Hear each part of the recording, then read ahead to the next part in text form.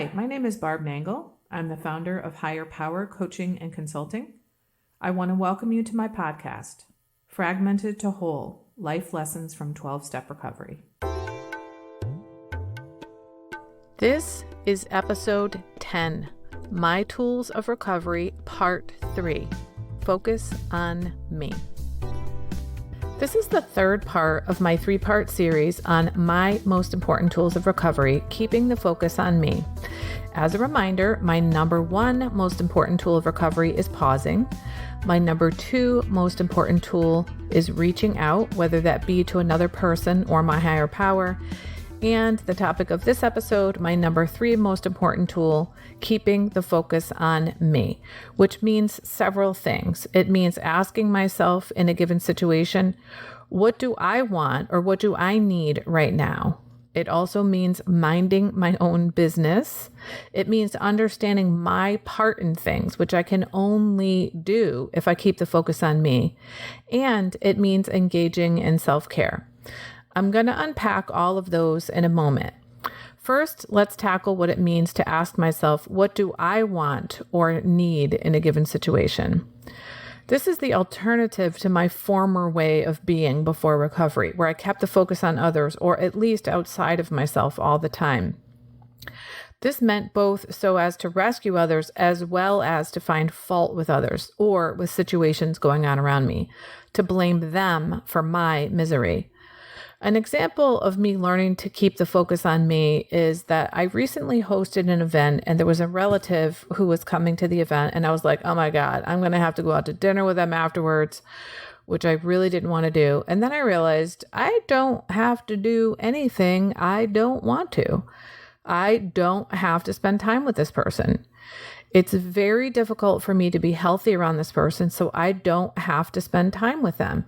I find it extremely challenging to maintain my healthy boundaries with this person, so I make sure to spend very short windows of time with them.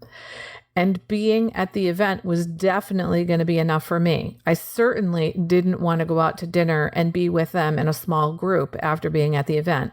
So I just made sure that I had plans after the event. So if they asked me to go out to dinner, which by the way, they did, I said, nope, I'm not available. And I didn't feel the need to offer an explanation or anything. So really figuring out what I wanted helped me in that situation, or more accurately, figuring out what I didn't want helped me. What I wanted was peace, and I didn't want to spend time with that person. The other thing that helped me was planning. I knew that if I already had plans in place, there'd be no way I'd cave into my people-pleasing ways of the past and say, okay, I'll go with you. Another aspect of keeping the focus on me has to do with what I call minding my own business. This is related to boundaries, which have become extremely important in my recovery. And one example of a boundary is knowing what's my business and what's not my business. A minor example is if I hear someone mispronounce a word. If I'm keeping the focus on me, it's not my business if they're mispronouncing the word. I've learned in recovery that it's actually controlling to correct people's pronunciation and grammar.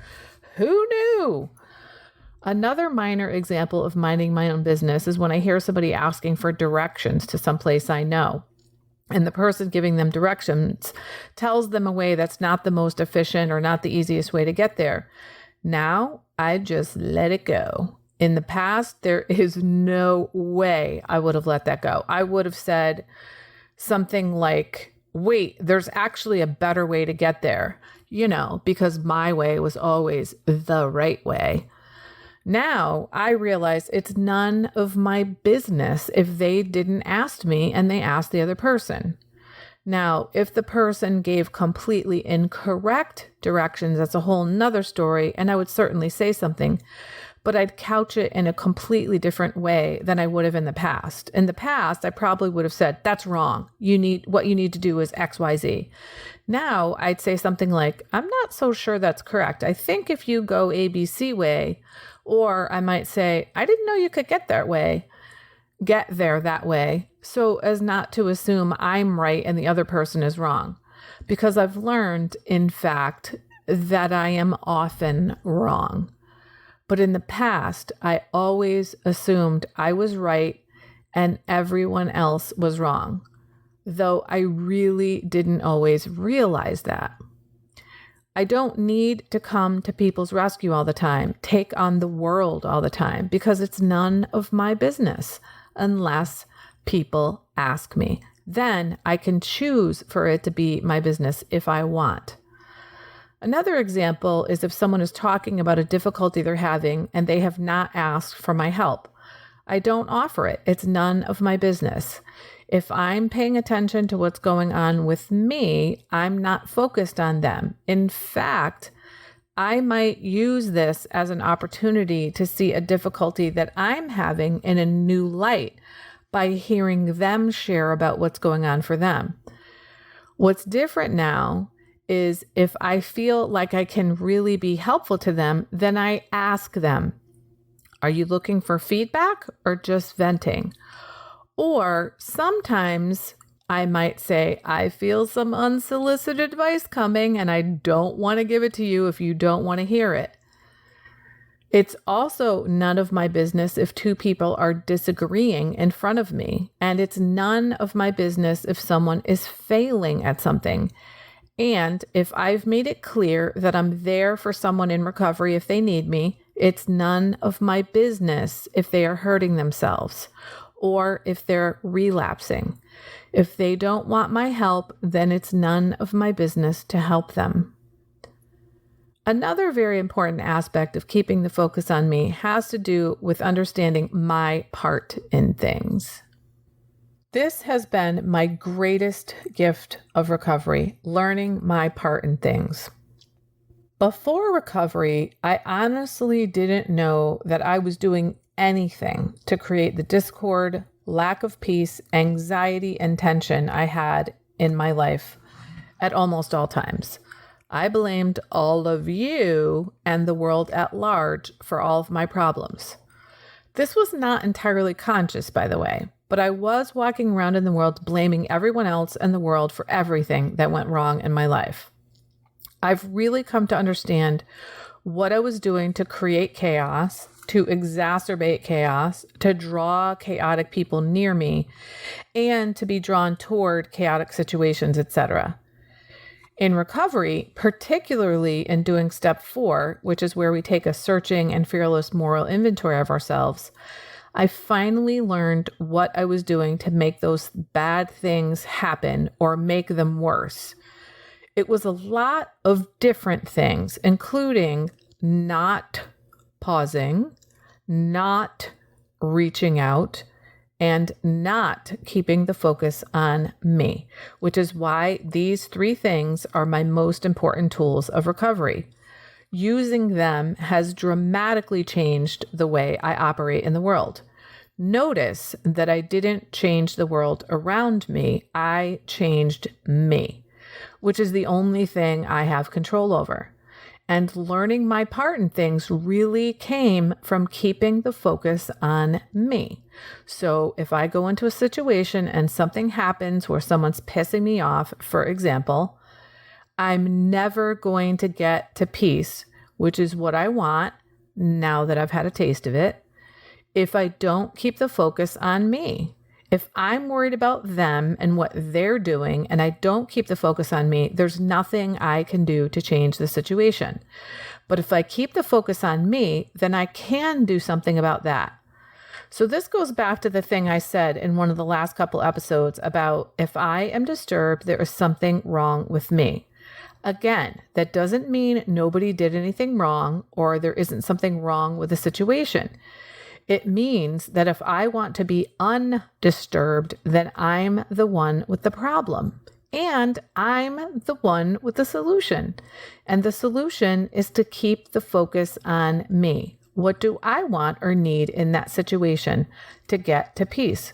What do I need to do in that situation to get to peace? I simply can't get to peace if I'm focusing on others or on things outside of me. The last example of keeping the focus on me that I'm going to talk about has to do with self-care. If I were to boil down all of the things I've learned in recovery into one thing, I'd say it has to do with self-care. We have to learn to take care of ourselves as if we were beloved. And we are beloved, most notably by our higher power. Now, learning to take care of ourselves as if we were beloved is a monumental task for many of us, especially if we were taught to abandon ourselves growing up. And taking care of ourselves, in my opinion, means showing up for others in our lives as a healthy, sane, well-boundaried person who can be counted on to be consistent, who will show up as the same person every time or close to every time. Someone who others will know who they are getting, which means I can also count on me to be consistent. I can rely on myself to take care of myself, which means I'm not waiting for other people to take care of me or take care of whatever situation is pissing me off. Focusing on me means I take care of myself by not rescuing others, not focusing on others, not putting myself in harm's way, not going into dangerous or unsafe situations. Keeping the focus on me entails taking care of myself. A very basic example from my life is this. Let's say I have a whole list of things to do for the day or even for the next little while, and one of those things is self-care. I've learned that I need to keep the focus on me and take care of myself first, which is really new for me.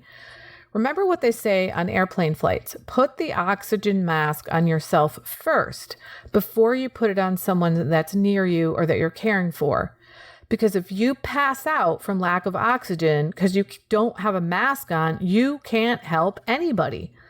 So if I want to help people heal and create lasting behavior change in their lives, which I do, then I have to take care of myself first.